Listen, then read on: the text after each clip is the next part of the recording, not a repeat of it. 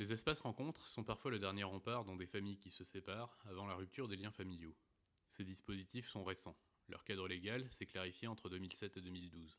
La question de leur financement agite encore les débats parlementaires, mais les juges aux affaires familiales y ont de plus en plus recours. Comment fonctionne-t-il?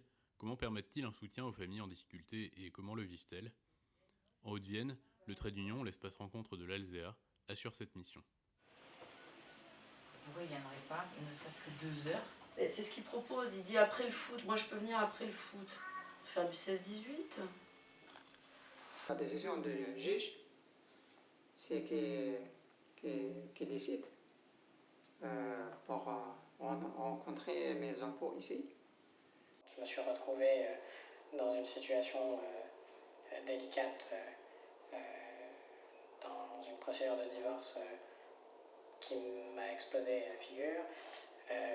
Il était pour moi nécessaire de prendre les dispositions qui s'imposent pour, d'une part, protéger l'enfant et aussi me protéger. Ça a commencé tout simplement suite à des violences conjugales avec le père de ma fille.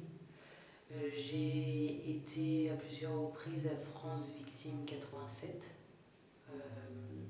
Et de là, ils m'ont parlé de Alzea, l'association.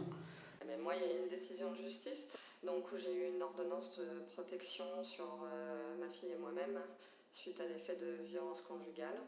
Donc il était hors de question que ma fille puisse être confiée à la garde de son père, même un week-end sur 2, parce qu'il y a une problématique alcoolique, bipolarité et donc violence, et des conduites à risque. La décision a été prise que ma fille voit son papa, donc au Trait d'Union.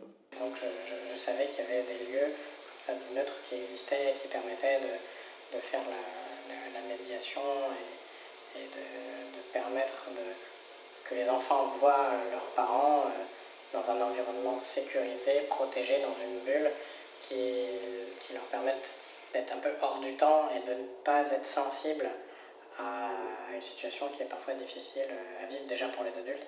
Ici, on permet à un enfant, ou plusieurs, ou une fratrie, de voir le parent avec lequel il ne vit pas. On l'appellera le parent visiteur. L'enfant reçoit ici la visite de son père ou de sa mère avec lequel il ne vit pas. Il est conduit dans ce lieu par le parent avec lequel il vit. On l'appelle le parent hébergeant. La spécificité particulière des espaces de rencontre, c'est que majoritairement c'est le juge aux affaires familiales qui l'a désigné, tout simplement parce qu'on est dans une situation de crise tellement aiguë que la capacité des parents à pouvoir trouver des accords pour se sécuriser et sécuriser l'enfant n'existe plus, et que le magistrat va venir coordonner dans l'attente d'y voir plus clair sur ce qui se joue. Parce que ce n'est pas possible ailleurs, parce que le juge a considéré qu'il valait mieux que ça passe par ici, raisons diverses, le droit de visite ne se passe pas dans le cadre familial, il se passe ici. Madame Déterme, donc directrice du centre, m'a appelée, je crois, début janvier pour que je vienne visiter les lieux. Ensuite, je suis revenue avec ma fille pour qu'elle visite elle-même les lieux, pour la mettre en confiance, pour qu'elle appréhende ce nouvel environnement. Monsieur est venu, lui, de son côté, et donc les droits de visite ont commencé, je crois, le 8 février à peu près.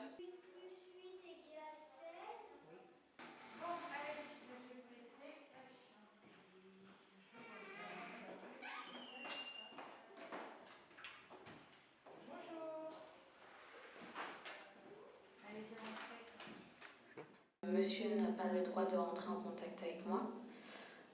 Donc monsieur arrive un quart d'heure avant le rendez-vous. Moi j'arrive à l'heure qui m'a été dite. Je dépose l'enfant et je reviens à une heure précise.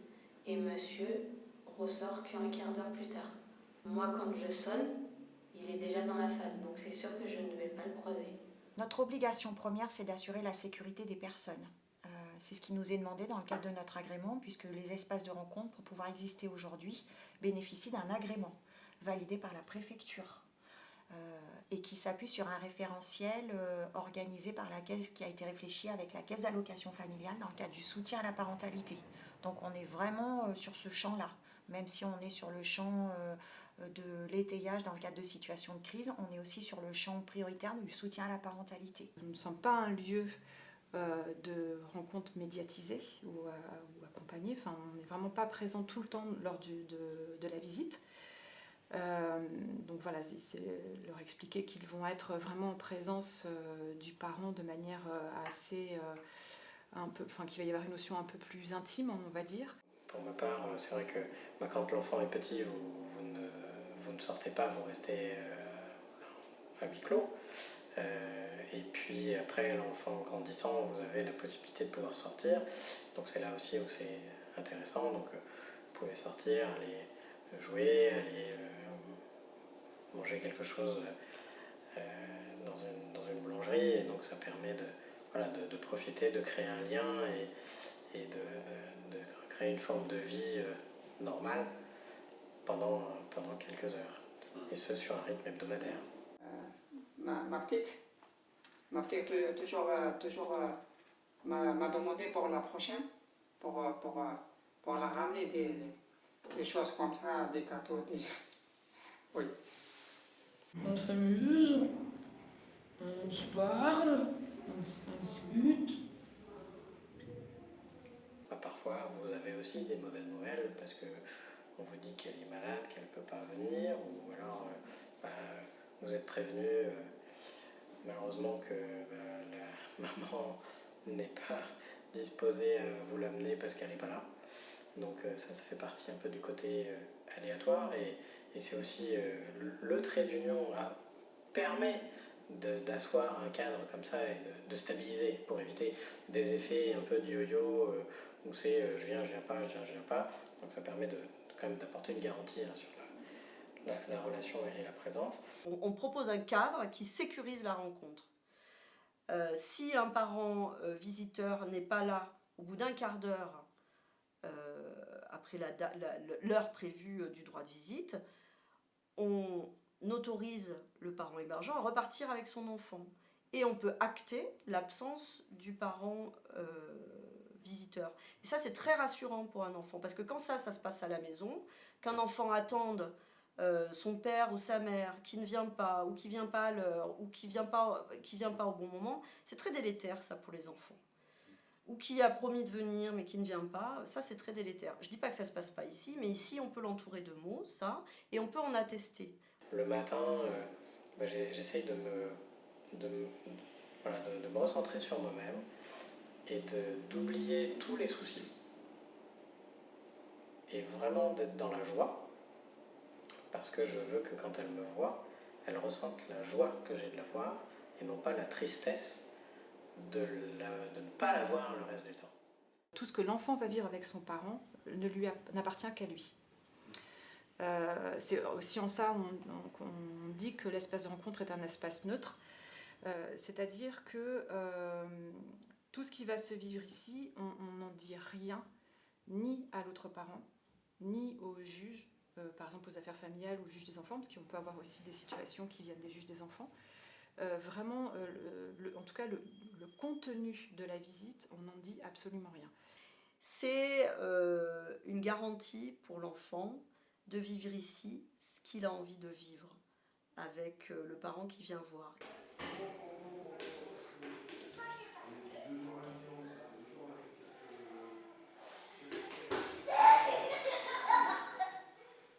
Il n'est pas rare qu'on voit des enfants qui s'éclatent ici avec leur père ou avec leur mère et qui repartent là-bas, de l'autre côté, en allant voir leurs parents hébergeants, en disant « ça a été terrible, ça s'est très mal passé ». On le laisse libre de ce qu'il dit de cette visite pour l'autoriser à vivre bien au trait d'union. Parce que souvent, il est pris dans le conflit conjugal et il est pris dans le discours du parent hébergeant ou du parent visiteur et du coup, il ne s'autorise pas. Et le fait qu'on lui dise « mais tu sais, ici, ce que tu vis ici, nous, on n'en parlera pas. On n'en parlera pas » et souvent, on voit des situations se débloquer quand on leur apporte ça. Alors c'est un travail d'équilibriste parce que souvent le parent souvent le parent hébergeant demande, alors ça s'est bien passé, est-ce qu'il y a des choses qui vous inquiètent? C'est comme ça qu'on répond, parce qu'il n'est pas rare aussi qu'on ait observé que si on dit que ça se passe bien, eh bien le parent hébergeant peut mettre l'enfant la fois d'après en condition pour que ça se passe mal. On a pu l'observer ça. Et du coup, ne rien en dire, c'est autoriser ici à l'enfant de se comporter comme il a envie de se comporter. Voilà. Et ça permet de l'extraire du discours parental. Et c'est très important. C'est très important. Et c'est aussi une façon pour les pères ou les mères qui viennent à l'intérieur de nos locaux d'être authentiques et de ne pas se sentir évalués, jugés. Voilà. Ici, on ne fait pas ça.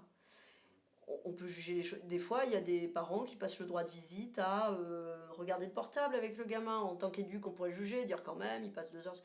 En tant qu'intervenant, on se dit que c'est le moyen qu'ils ont trouvé pour être ensemble et on ne le juge pas. Voilà.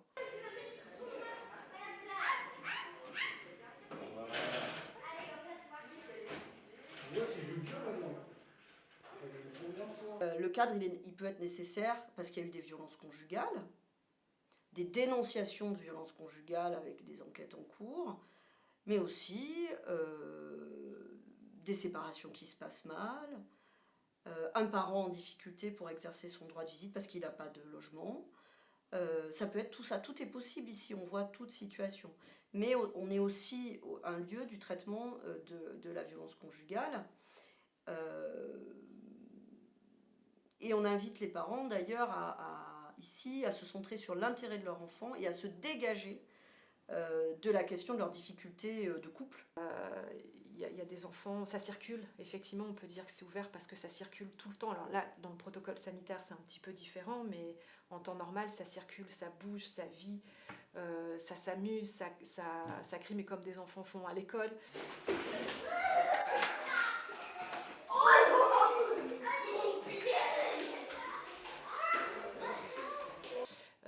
Les parents vont parler entre eux. Des fois, des parents vont réguler d'autres situations où ils sentent un parent en difficulté. Donc il y a du dialogue qui s'instaure, la plupart vivent les mêmes difficultés, donc ça leur permet de pouvoir en parler aussi.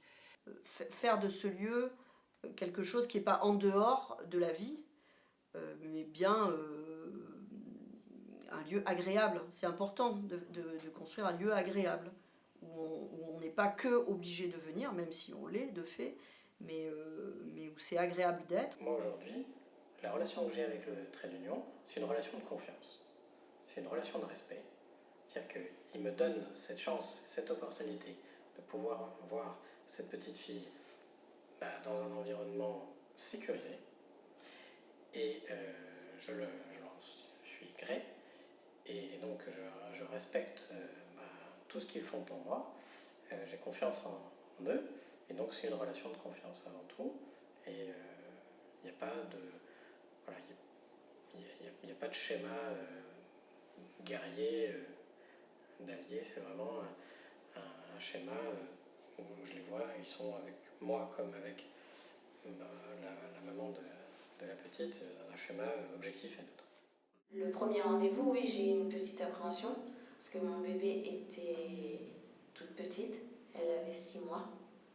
Donc effectivement, c'est peu.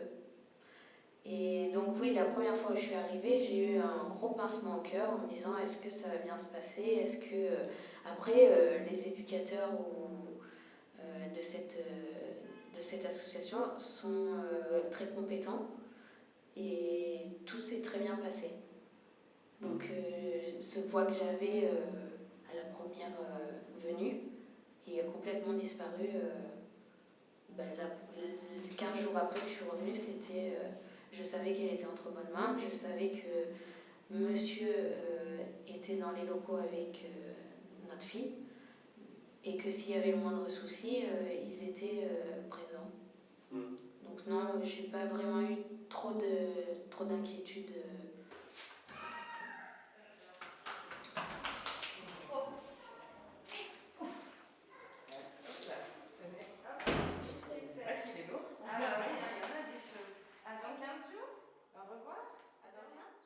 d'être en face à face tout le temps entre un parent et un enfant, c'est pas si simple. En temps normal, on vit rarement des moments dans la journée où on est 2 heures non-stop en face à face avec son enfant, quoi.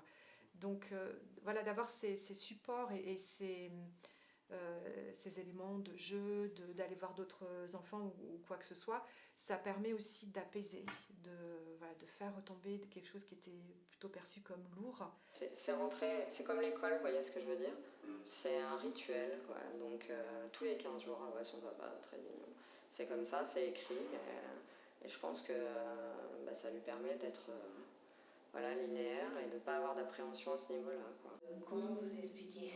Et elle profite, lui aussi, mais c'est peut-être pas assez.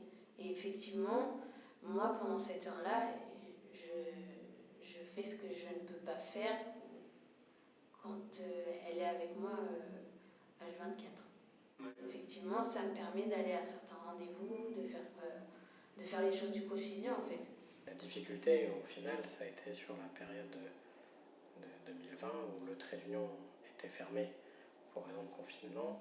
Et quand vous ne pouvez pas voir votre enfant entre février et fin mai, c'est difficile. Et malheureusement, on ne pouvait pas faire autrement. C'est comme ça, c'est la vie. Et donc, il faut reprendre le tissage qu'on avait créé, et recommencer, même si tout n'est pas cassé, mais voilà, faut continuer, il ne faut pas lâcher. Il n'est pas exceptionnel de rencontrer des parents qui n'ont pas vu leurs enfants depuis 1, 2, voire 3 ans. Alors quand ce sont des enfants qui ont au-delà de 6 ans, le souvenir peut encore exister, mais lorsque ce sont des tout petits, et c'est vrai que dans notre espace de rencontre, c'est de plus en plus fréquent, les enfants ne connaissent pas le parent qu'ils viennent rencontrer. Voilà, donc du coup, on a effectivement aidé à créer une relation qui va se construire petit à petit. On a vu des personnes devenir parents dans l'espace de rencontre, donc rencontrer un bébé, apprendre à le changer, apprendre à le nourrir, et puis investir sa place de père, de mère, alors plus de père, puisque les mamans souvent elles ont gardé leurs enfants auprès d'eux, mais de père très fortement. Et on a eu des belles histoires ici de rencontres entre des enfants et des parents.